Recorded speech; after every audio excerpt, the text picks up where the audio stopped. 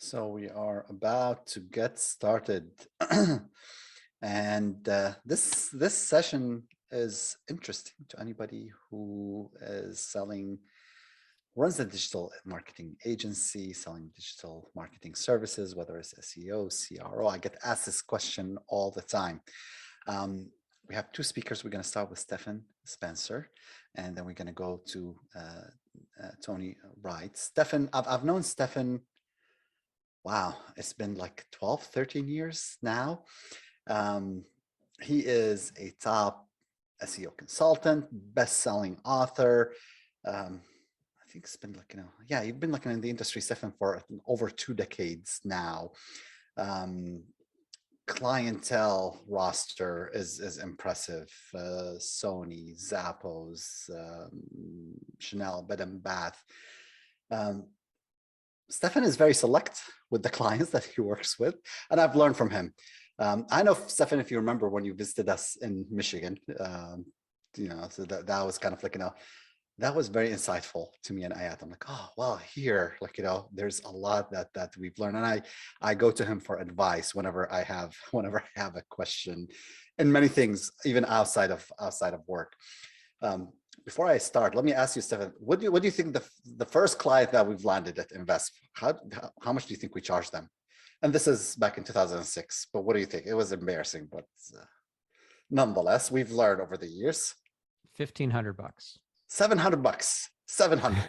That was a half off sale. Okay. Yes. And it's funny. I'll turn it over to you in a second, but let me tell you his story. $700. And we do testing for him. And I still recall this, one of the first tests, 35% increase in conversions. And the guy is a developer who built an e-commerce website. We're super excited. 35% increase in sales is incredible. So I call him and I'm like, hey, Josh, this. And he's quiet. He's just quiet, like as excited as I am. I'm like, what's going on? He's like, oh, I hate the design.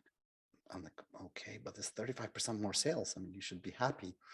And he's like, no, I'm going to stick with what we have. We worked together for about 6 months and then he walked away. A couple of years ago, he contacted us. I think he forgot completely that he had hired us at some point, 15 years ago. And he's like, yeah, I'm struggling with my conversion. Now, he was doing about $2 million for him and his girlfriend at that point in time.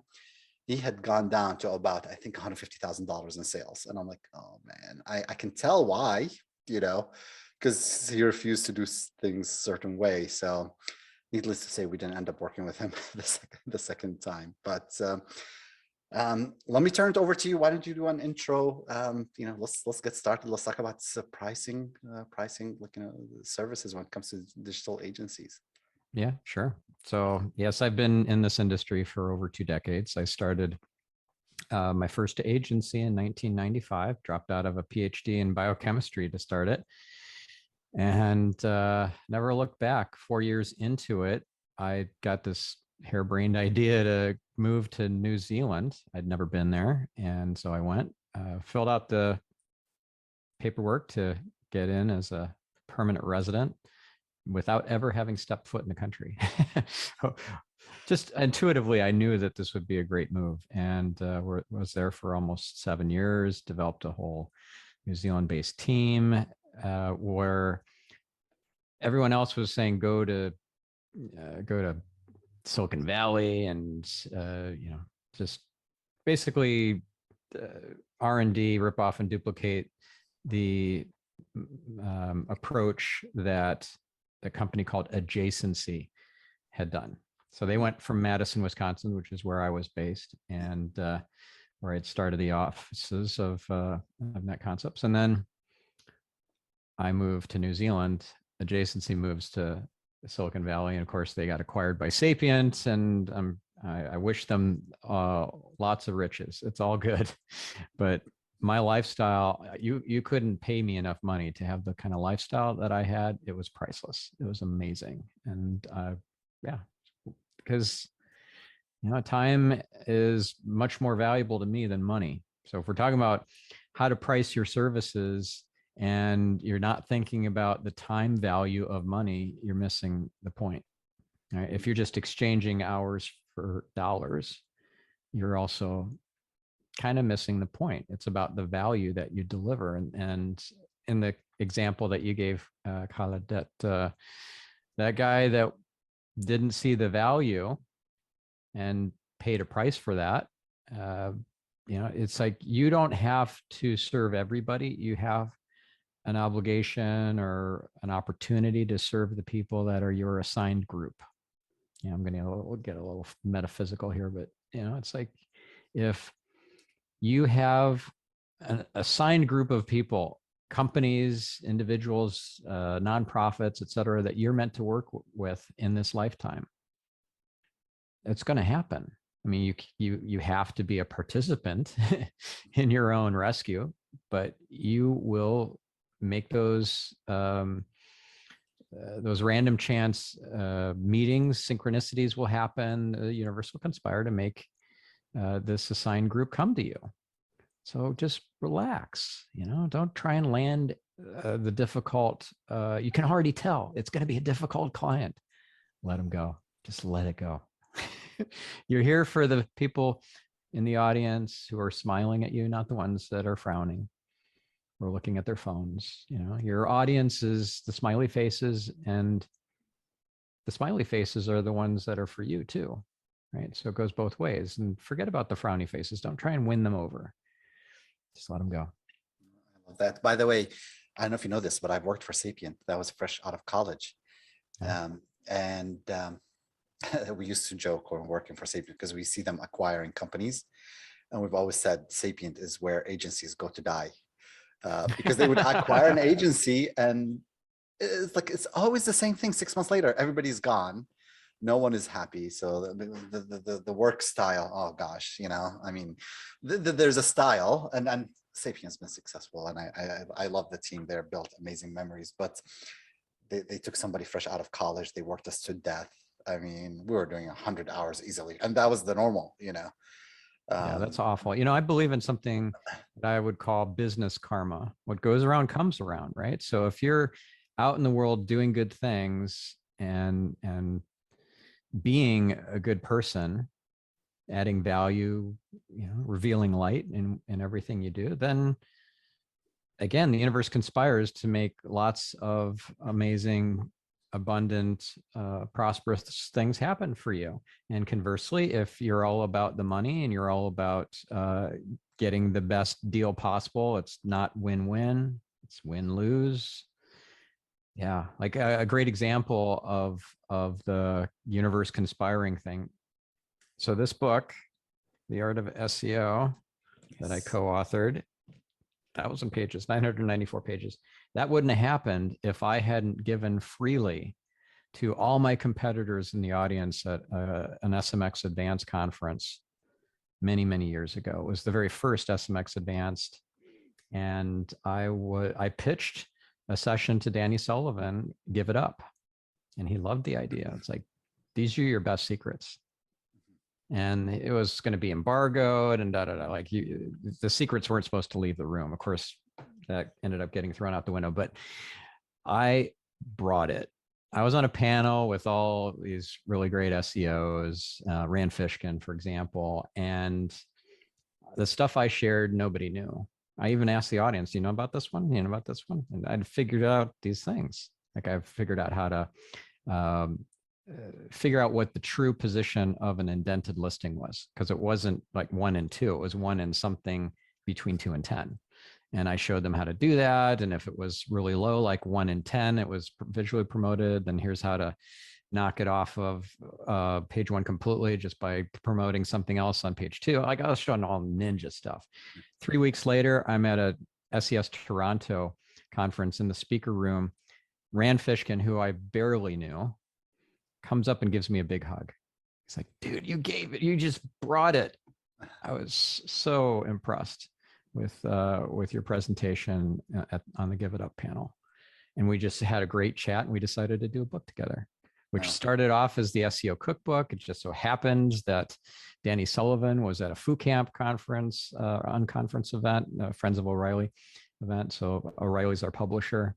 So everything conspired to make this happen. and it became The Art of SEO. And Rand was my co-author, one of my co-authors in the first two editions. And it wouldn't have happened if I hadn't just said, I'm going to give freely, and my competitors will, potentially use it as their own and look like ninjas. And I'm okay with that. Yeah, it's amazing. So one of the things that we do is like sometimes, and I've stopped doing this, but I would go sometimes to conferences and I would record interviews with different speakers there. So back in 2014, I went to a conference, I even somewhere in Europe, and I'm interviewing this guy. And after we finished the interview, he's like, "You don't remember me?" I'm like, "No, I don't remember you." He said, "Well, I've actually gotten to CRO because I attended one of your talks and I've actually built a product based on what you gave." I'm like, "Oh, I actually felt good." Like, when he said that, I'm like, "Oh, that actually feels really good." He's like, "Well," he, on the other hand, was thinking, he's like, "Well, how do you feel that I stole your thunder?" And I'm like, "I actually don't think of it as you stealing my thunder. All power to you.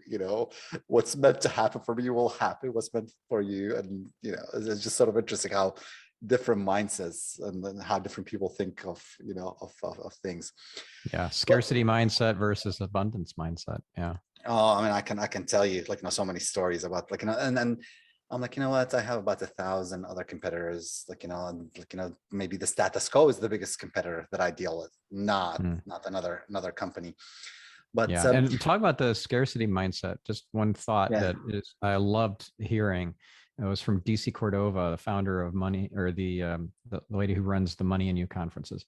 She said the money has not left the planet. So if you're thinking like, oh, I can't charge what I used to because there's just not enough money going around here. People are laying their team off and they're cutting costs and so forth. And I'm lucky to get any clientele. Well, that's the scarcity mindset. It's not true. And the money has not left the planet. So maybe it's in other people's hands. Maybe it's uh, in different industries.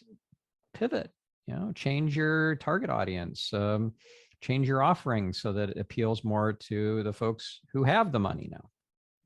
I love that. I love that. Yeah, I think, and I think, by the way, that's where the digital agency game starts, and kind of in the mindset and how you approach things and how you think about it. And Yep. we had Robert Craven from the UK, and he was talking about what limits digital agencies, and he says really it's fear. You're always fearing, correct? You're worried about the current clients. You're worried about the mistakes that you've done. You're worried about the next client. He's like, just relax. This is gonna Yeah. happen, but you just need to relax. So That's Stefan, great advice because I'll yeah, tell you, if you're in fear, your adrenaline's all jacked up and you're in scarcity and it's firefighting mode 24/7. And that's not a way to live. In fact, that's a great way to die because you're going to end up with a heart attack or all sorts of chronic ailments. It's not good for your health. And darkness feeds on your fear. So yeah. don't give them anything to eat. Mm. I love that. I love that. I'll see. Like now we're commenting. We're not. You get to the topic, but I'll tell you what. One thing I've added to our sales process. Every time now I'm talking to somebody, I'll tell them, "Great, you love it, but let me tell you, if you don't mind, reasons why you should not hire us." I'm like, here it is, 4 or 5 things, and I'm like, if you hear something you don't like, just walk away. But this is the way we do business. Would you like it or not? And there are a few times where people walked away, and I'm like, oh, thank God, it makes my life easier. I'm like, what we do is hard already. There is no need to complicate life with a hard, company that has a different philosophy. They have their own philosophy. It works for them. And, it doesn't work. It doesn't work for us. Yeah. Uh, Don't again chase after the frowny faces. yeah, no, Yeah. definitely, Learn definitely. that from famous author Bob Allen, who co-wrote 1 Minute Millionaire and wrote Cash in a Flash and multiple streams of income. Yeah, he's the one who told me about the smiley faces and the frowny faces. I love it. I love that. I love that. So, Stefan, how do you go about pricing? Obviously you don't do the hourly model. That's what you just mentioned. But Right. talk to us. How do you figure out the right pricing? Yeah. Well, if I can do pay for performance, I am interested in that. I have a number of deals where I've become an equity business partner with some of the clients that I've worked with over the years. Now, it's not selective. I'm not saying yes to everybody. It's probably 1 out of 50, but that's fun. To like for some, I'll get dividend checks. And it's a little pain in the ass at tax time to chase after their K1s, but it's amazing to be on the ride with them. And some companies have really just up and to the right. So that's fun to see. I do like having skin in the game, though, even if it's not equity. Not that I do that all the time again, but I actually based an entire SaaS solution. So the Gravity Stream software as a service that I invented back in 2003 and wrote the first prototype, and it just ended up being a cost per click based SEO solution. It's a middleware layer between the client's website and the greater internet, and of course Googlebot. So we were able to do all sorts of really clever optimizations that were not easily done with the CMS or e-commerce platform that the client was on. And by charging 10 cents a click, it was performance based, and they were able to put it side by side with their pay-per-click costs on AdWords side. And it's like, yeah, we're just going to buy as much of the traffic as we can from Gravity Stream.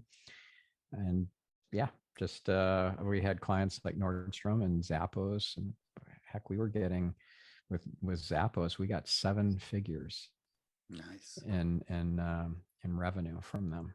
Yeah, in 1 year. It was amazing. Now, trying to charge that kind of price for services that are just consulting, audits, and meetings and reporting and all that sort of stuff, no way. Not at that time. Maybe you can do that now.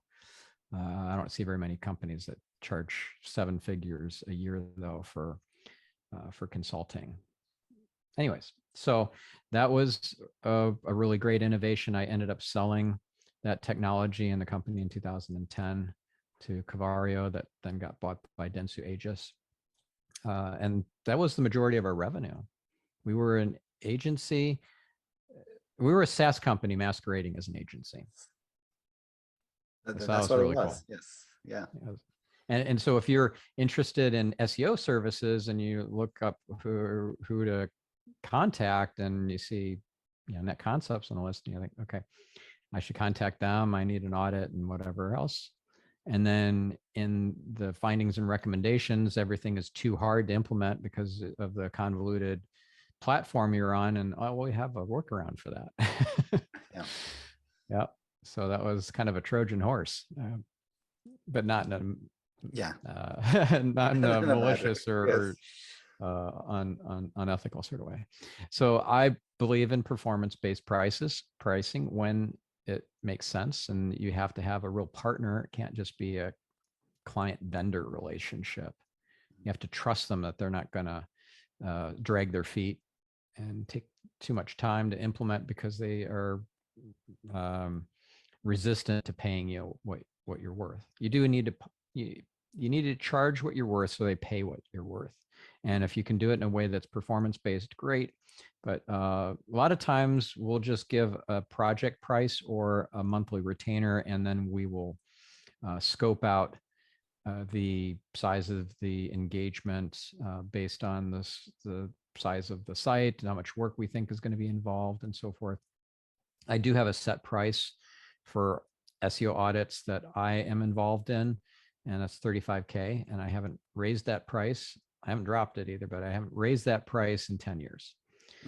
And then there's audits that my team will do, and I don't get involved at all. And those are significantly less, but they're still give people pause. We're not low price leaders by any stretch. And if you're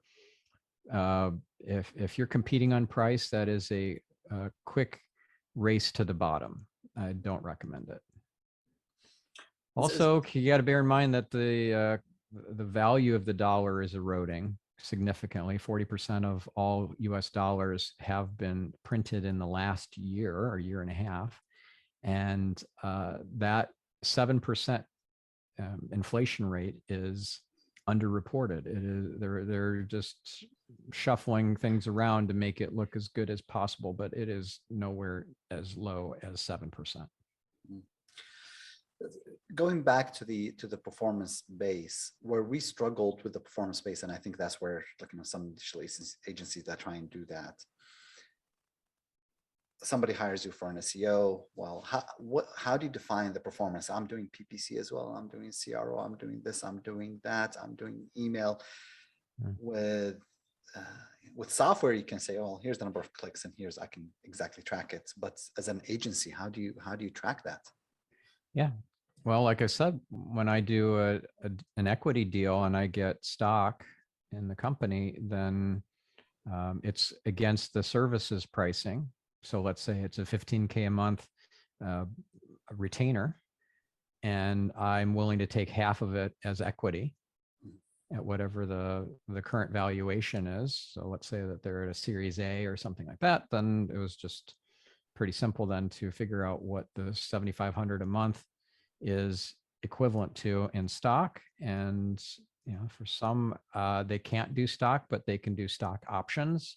And so I'll get more stock options, but then I have to buy I have to execute on the options in order for it to be valuable before the expiration of those options. And sometimes I walk away from the options, and sometimes I execute the options and I have to pony in some cash. But I believe in the company. I just did that last year with a company that the options were going to expire. I'm like, all right, I'm in. Yeah, I love that. Yeah, so that's a simple way to do it, but you can put together all sorts of checks and balances, measures of performance and so forth around, like you have to have a really good attribution model. Like, this came from organic. This did not come from your radio advertising on Sirius XM. Like, yeah, they might hear about you on radio, but that's separate. Or I just I don't like getting into those kind of discussions. I'm not going to call them arguments, but it doesn't align us together for them to say, no, actually, let me carve that out because we would have gotten that anyways. If we're partners, then we want to go above and beyond on both sides.